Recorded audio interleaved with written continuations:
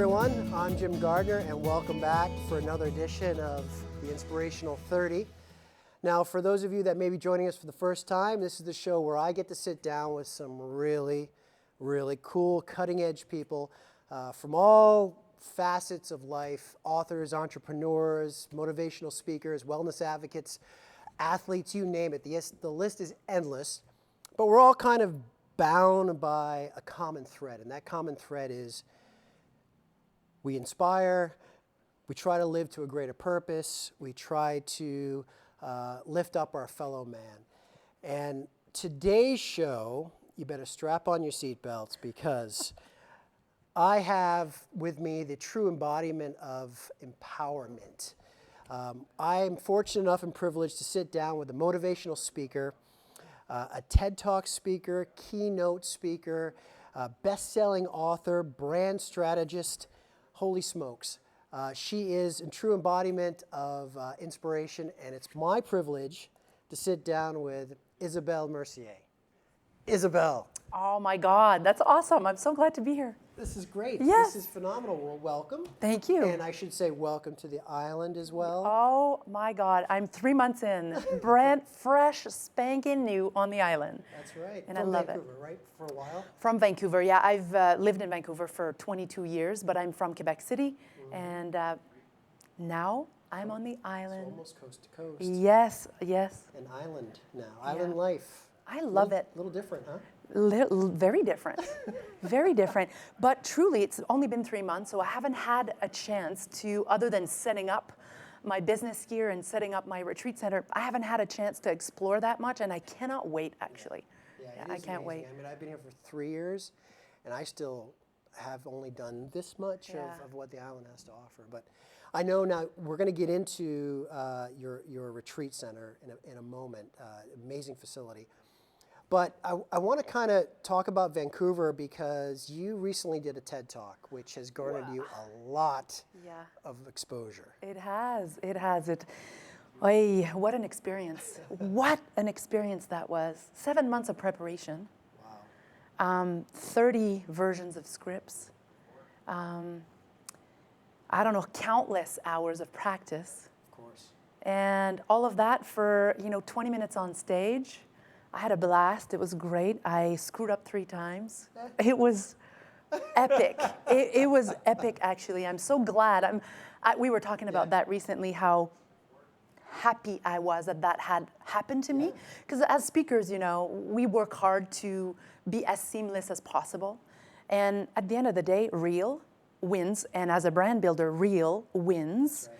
And it's how you handle yourself in those crazy situations. I remember looking at 3,000 people in front of me going, well, I hope my memory comes back, because I have no idea what comes after this. And I actually said that out loud.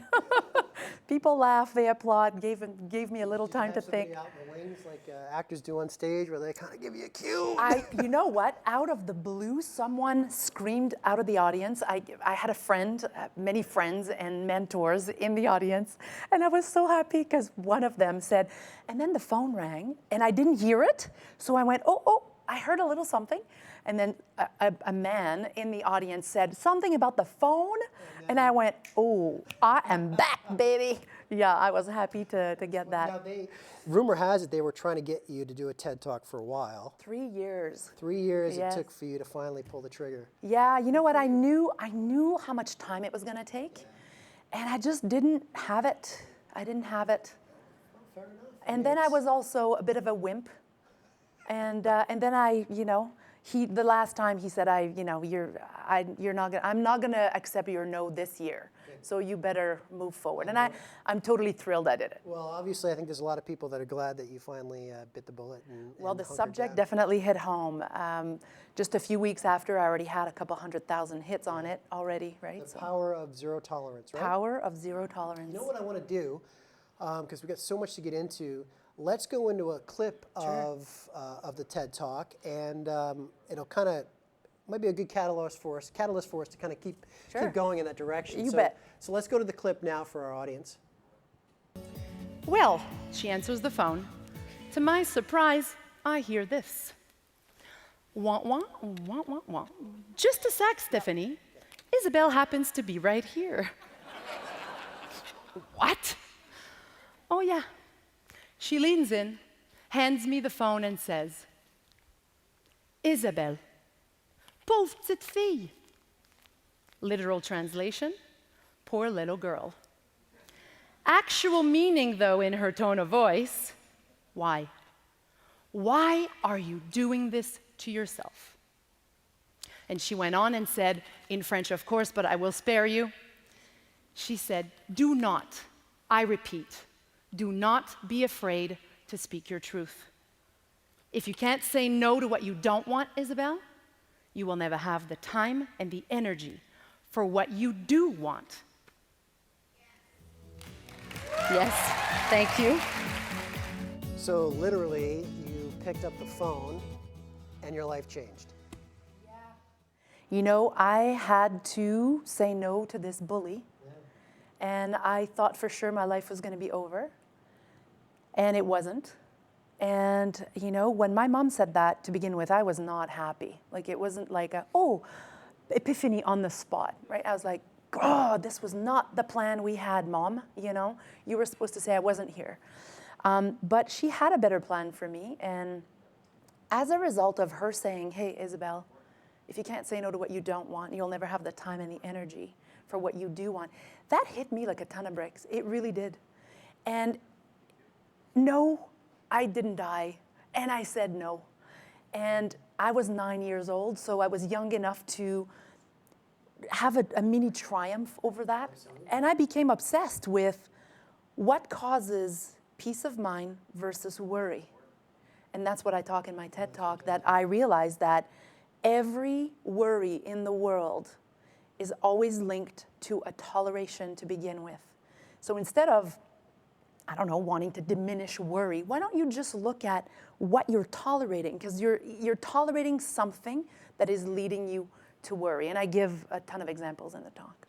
Yeah. And for our viewers, you know, it's 20 minutes. It's all about what you tolerate is what you worry about, correct? Yeah. And it's really, it's a fun, easy digestible TED Talk. I really highly recommend it. Something I'll share later, but we had talked about how I watched that and I did something in my life for the power of zero tolerance. And, you know, it was an amazing epiphany for me too. So there's a lot of great things to take away from that. But getting back to the 9-year-old, so, you know, we're sitting here with somebody that's basically created and run 2 successful entrepreneurial efforts to date. Yeah. And so how did that 9-year-old become that?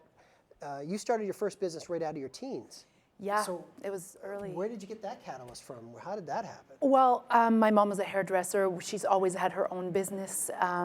Lots of people in my family on both sides are actually entrepreneurs. Okay. So for me, you know, at some point, one of my aunts said to me, Isabelle, you're so courageous to have started your business.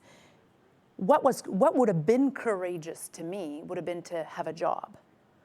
There's nothing wrong with having a job, it's just not for me. So, you know, I'm kind of unemployable, actually, and I kind of was since a young gal. You know, I always did things my way.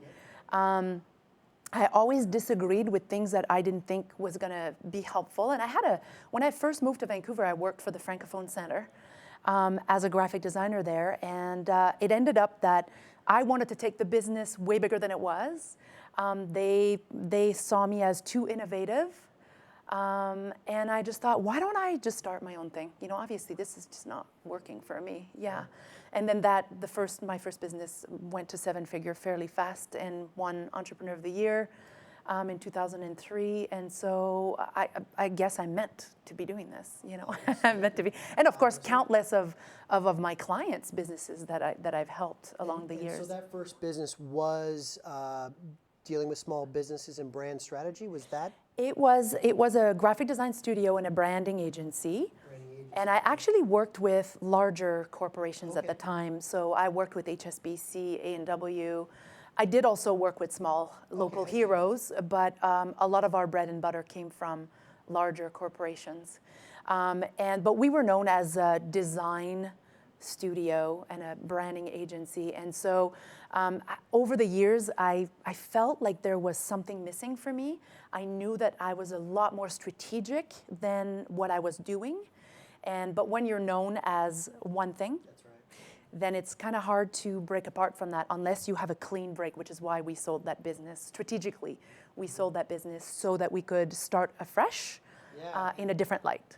And I think, I mean, that alone, you know, you just mentioned, I mean, you had a 7-figure business, and, you know, you had I think a pinnacle moment where you had a very high-profile client that was perhaps putting some pressure on you to do things that maybe you didn't want to do or didn't want to run your business a certain way. Yeah, you know, this was an amazing client. We loved working with them. You know, and everybody, when you have a new client, the new clients are always amazing at the beginning until you get to know them more, and vice versa, by the way, right? I'm no, you know, I'm no angel here either. But yeah, you know, when you're clear about what you stand for, which is all about branding, right? What you stand for, what you're willing and not willing to do to get from here to there. What makes you different. And when you're clear on that, it becomes clear who you're meant to work with and who you're not meant to work with. And that client caused us a lot of worry, and it was due to us tolerating certain things that were not jiving with us and who we are in our brand. And so at some point I had to grow a pair, and I had to put an end to this relationship. And that client brought us 75% of our revenue, which was a big decision for me to take. I mean, I didn't take that decision lightly. I had tears for a couple days for sure, if not a week. But at some point I had to close that door in order to open a new door. And that client got replaced by a client that was better suited for us, you know? Yeah. But you stood to your ground, so you were uncompromising in your ideals and principles, which I think is paramount to success.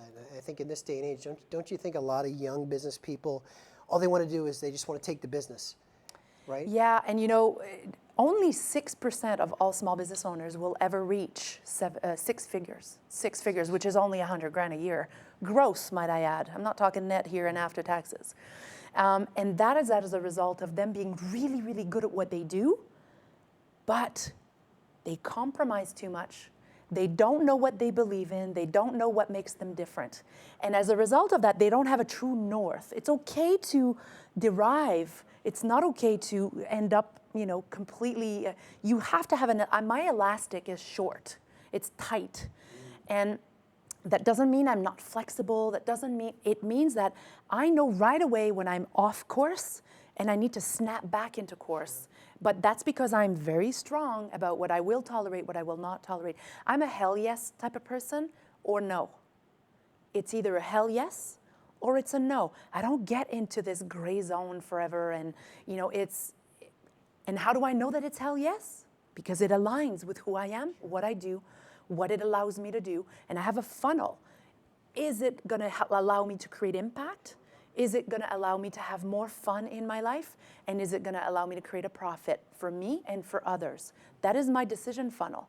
If it's hell yes at every part, I'm all in. If it's not, bye-bye. Bye-bye. And so speaking of bye-bye, Yes. we kind of, you did one of these and you traveled the world for a little while, Yes. right? First of all, we were told that we couldn't sell a service business that was really reliant on us. And when someone says, Isabelle, this does not happen this way in this industry, I go, watch me. That's cue for Isabelle to kick in, you see? Yeah. So yeah, we decided to sell the business, both Margaret and I, and we took a year off, traveled the world for a year, did, you know, lots of traveling. We needed it. We needed to rejuvenate. I felt like I was a bit jaded. You know, I felt like I was bored and, you know, being a brand builder and a brand strategist, it allows me to build awesome experiences with my clients, but it also, as my job, it's my job to see what's not working well. And so at some point it becomes annoying to I'm like Rain Man for things that don't work well. They jump at me. So on our travels, Margaret kept saying, you know, you realize, Isabelle, we're on vacation, right? Turn the upstairs drawer off, please. Yeah. And So obviously we're going to get into our second kind of business in a moment, but we did have you kind of did a little departure and did a little book writing. We did a little book writing. Yes, yes. So as I mentioned in our intro, we are sitting here with a best-selling author as well. So the next big thing, top trends from today's leading experts to help you dominate the new economy. And this book did lead to basically your principles to your new business. Is that correct? That's right, yeah. So what we did is we let go of everything from our previous business that didn't serve us or didn't serve our clients enough anymore. And we replaced those. So I kept what I really wanted, and I've replaced the parts that I thought were missing. And we live by those 12 principles. We operate by those 12 principles. We teach our clients to operate by those 12 principles. And it's all about living and operating by design rather than by default. It's amazing to me how many people live by default. Yeah, they want to be different, but the phrase that I hear the most is, oh yeah, but Isabelle, it's not how it works in our industry. I know, and it's okay. We can derive. That we can derive from, right? It's all about innovating, but you can't innovate by continuing by default. You have to create things by design, whether it's how you want to live, how you want to craft your body, your life, your business. It's got to be by design. It's got to start by who you are, what you want, and what you don't want. And that's really great, because I think when we talked prior, you had mentioned by design, you had some things that you wanted to get from this next business adventure. Like you wanted a certain size place to live. You wanted to have a ranch. You wanted to do these things. And, in a sense, you created yourself a vision board, in a sense. You 100%. Right? Absolutely. You design these things. Oh, I live what I teach. I live what I believe in. And I call my coach, Jaden Sterling, amazing guy, he calls it pre-paving. And so I now have adopted his term. Okay. So I pre-paved exactly what I want my business to be, what I want my business to offer. I pre-paved the property that we have in Nanaimo Bay here. I did not know it was going to be Nanaimo Bay. I did not pre-pave Nanaimo Bay. I didn't even know Nanaimo Bay existed. But I pre-paved exactly what I wanted, how I wanted it, how I wanted to feel while being there, how I wanted my clients to feel. And the reason why we moved on the island is because we found that property. We pre-paved it, found it, and then fell in love with it. And the goal for us at Trailblazers is to take small business owners out of their natural habitat, which they have bad habits.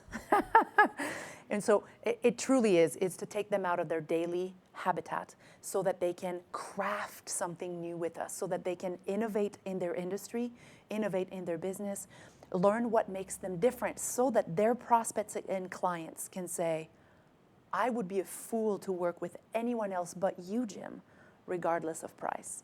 And that's what we do. And we can't do that. I've done this now for 25 years. We can do it really well with clients in their natural habitat, way better, faster when they're outside of their natural habitat. In my habitat, by the way. Yeah, yes. That's right, in your neck of the woods. Yes, because I've got things set up a certain way. We've got a particular agenda. We work with horses as well to anchor the transformation and deepen the transformation.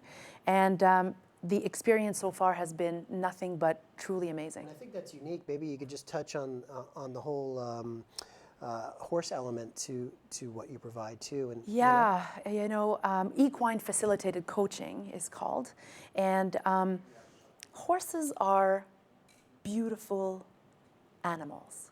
They are energy driven.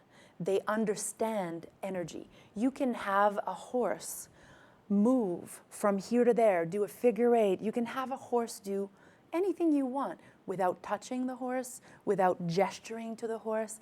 The horse taps into energy. A horse knows if your energy is in line with who you are. It knows when you're not. It doesn't lie. Now, I don't speak horse. My partner does. That's her genius. She's a horse whisperer, and You know, a couple of hours with Margarita at the beginning of a retreat and in the middle of a retreat gets people present. It drops from the head to the heart and then the being. Then the learning and the transformation gets easier. And often when we rebrand people and companies, it's about them being further, their vision is further than where their soul already is. Or it's the contrary, their soul is already further than where they're at physically, and they need to actually step up. And in order to step up, you need confidence. You need a whole whack of things.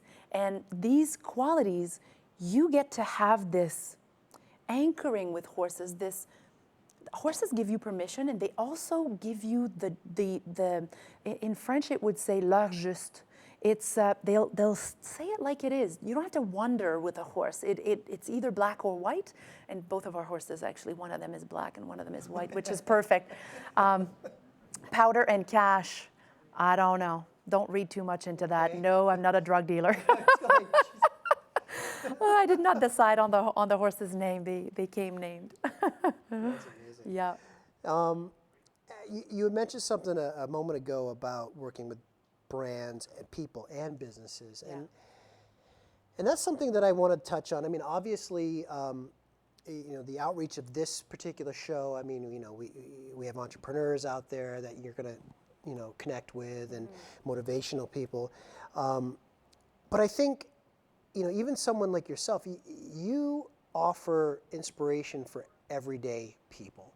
And so, you know, what I only really learned recently was that building brand, you know, we all have a brand. You know, we are in the business to have a successful business, right? And so a lot of those principles that you apply to businesses are also applicable to John Q. Public, right? Actually, it's only applicable to John Q. Public, because businesses are not businesses without people. Without the foundation of people, right? And the only way that your business is differentiated from another business is because the owners are different. The teams are different. The beliefs are different. And everybody is a walking brand, whether they know it or not. And that's important to know, because if you're a person of accountability and everybody knows, oh, Isabelle, go see Isabelle, she'll tell you exactly like it is, and she's the most accountable person I've ever met. That is what they know me as. Therefore, that is my brand to them, right? But the reverse is also true. I mean, I have someone in my life that is so not accountable. No matter what this person says, I know that it'll never happen the way that person says it. That is also what I know of their brand, right? So the brand is, you either are in control of it or you're not. You either design your own brand the way you want to, or it will be designed for you, and you might not like the results. Right. And I think, you know, we'll direct the viewers to check out the 12 principles from LeapZone Strategies. And I just always remember the first one, don't play in your own sandcastles. Don't step in your own sandcastle. Step in your own sandcastles, right? But I mean, they're all applicable. They're all applicable to even adolescents, to young children, they're simply principles that allow people to be and stay at their best. That's all there is. That's all they are. Well, I got to say, we do have to wrap it up, unfortunately. We're getting close. You know, at some point, I'd love to have you back, because I'd love to just hone in on something and spend some time on just one thing, because we have so much to discuss. But you know, I think you know, what we can take away from this is, you know, we all have something to work on. I think we all can walk around and be a better version of ourselves. And whether you're a successful business person or a successful stay-at-home mother, which arguably is a tougher job. Yeah. My wife. But you know, I think you know, just try to remember that. Try to remember that we all have a brand that we can work on day in and day out. And as Isabelle said, hone in on that steadfast belief in who you are, those morals, those principles, and don't sway. Have a short elastic. I think that is important. I think that's one of the reasons behind your success, you know? Yeah, and again, going back to the tolerances, because that applies to absolutely everybody. If you look at what it is that you're tolerating, whether it's a faucet that's leaking wrong, or whether it's, you know, a client that's not paying you on time, and everything else in between, just saying no is the key here, you know? If you can't say no to what you don't want, you'll never have the time and the energy for what you do want. I mean, and how can I end on a better note than that? The Power of Zero Tolerance with Isabelle Mercier. Check it out on TED Talk. Check out LeapZoneStrategies.com. Correct. Yep. I'll put all the information in the show notes on my website and on our social media. And thank you for being here today. You're welcome. My pleasure. Anytime. Excellent. And thank you at home for viewing. And hopefully you'll be a better person from watching this. I know I'm a better person from sitting here, so thank you and thanks to you.